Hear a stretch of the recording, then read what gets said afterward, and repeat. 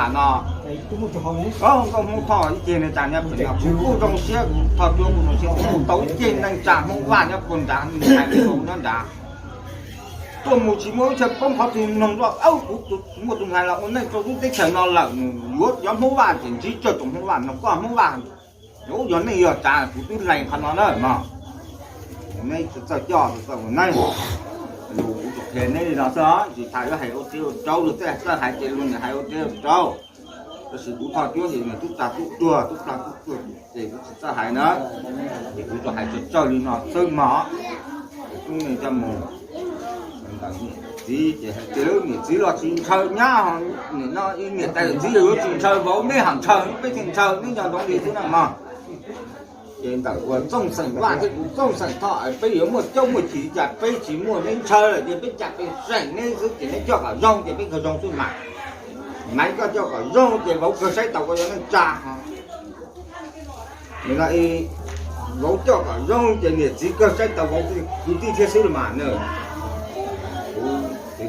giờ này tôi cũng lo là cũng làm lầu nữa là ông lầu của thật chạy của có phải xa hành ra lù của chúng mình là rồi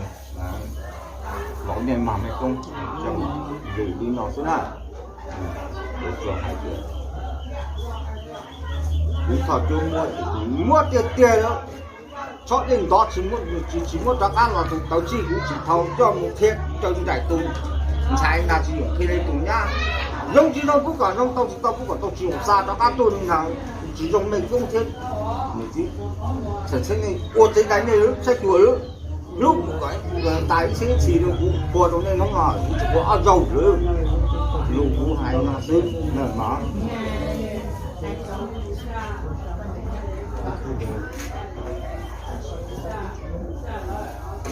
Kamu mau tidak? Jauh turun mah, turun jauh. cái này nha, cái chặt tê cái này nha, cái trồng tu là cái chạy cho tao cho là mà trong khiệt trâu đại chỉ bao Nhà tôi tung kèo để cho tiền tiêu rồi, để trong rồi cho con mình bông lúa mà thật trơn nó kia, nó chìm mà. Cho mà coi cho tao họ, không phải con tao đưa mình chuyện mình phát vào luôn.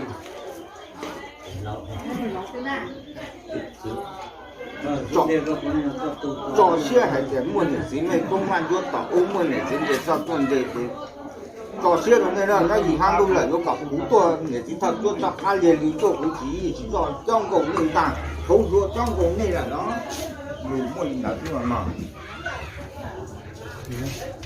có được tiền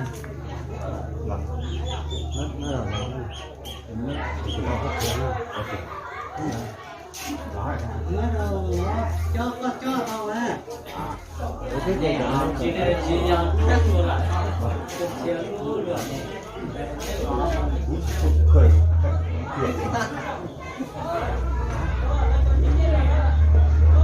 nó xin chọn đây mà, đi tay của tôi mà nó được cái gì ta tôi cũng được phát lâu cả hai lần luôn. con lo giỏ vậy mà con lo gì mà Thế ông một kiểu con nhắn lại chia là ăn lẩu sao sao thôi là thật tay như cũng đâu cũng đấy cho không vào tận gì không gì xa nào nó là xa thì không gì yêu xa tôi biết chỉ cãi quá gì biết ăn ở đây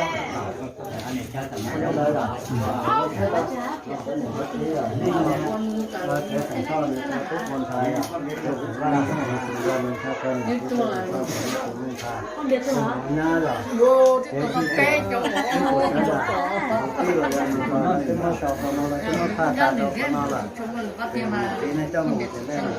nó nên mà sai từ đây bao giờ rồi cái cá nó là cái gì gì khôngรู้này cho mà